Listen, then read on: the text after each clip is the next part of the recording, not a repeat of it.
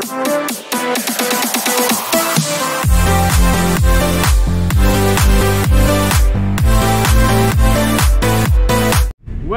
back sa ating channel mga kaibigan, at kung bago ka pa lang sa ating channel, please do like, subscribe and press that notification bell para updated ka sa mga bago nating videos.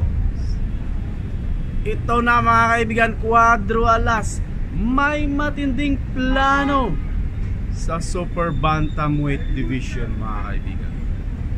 Gusto niyang maghari sa Super Bantamweight Division mga kaibigan. Abangan niya lang nalisanin o iwan ni Naoya Inoue ang Super Bantamweight mga kaibigan. So alam naman natin na si Inoue syempre ang undisputed sa Super Bantamweight. So plano ni Alas na paglisanin o iniwan o umalis o gusto nang tumaas ng division si Naoya Inoue. Is gusto niyang siya ang maghari sa Super Bantamweight.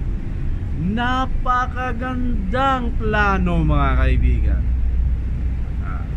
Abangan ninyo mga sulit Cuadro Alas fans, mga fanatics, mga haters, mga supporters, and of course mga normal boxing fans, kung paano at ano ang gagawin ni Cuadro Alas para matupad ang planong ito, diba?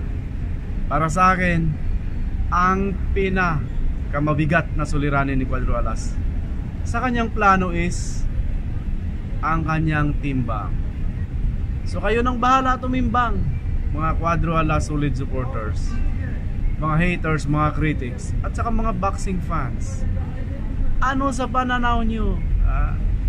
Kayang-kaya ba, diba, na maghari ni Cuadro Alas sa Super Bantamweight, which is 122 pounds mga kaibigan.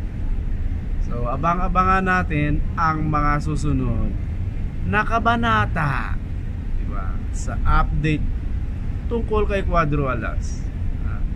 Pero ang sigurado mga kaibigan, 1 year muna siyang walang laban sa Japan dahil siya ay suspended for 1 year by Japan Boxing Commission.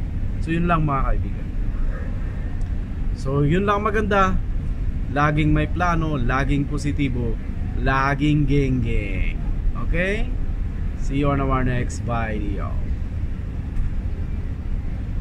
Bye bye.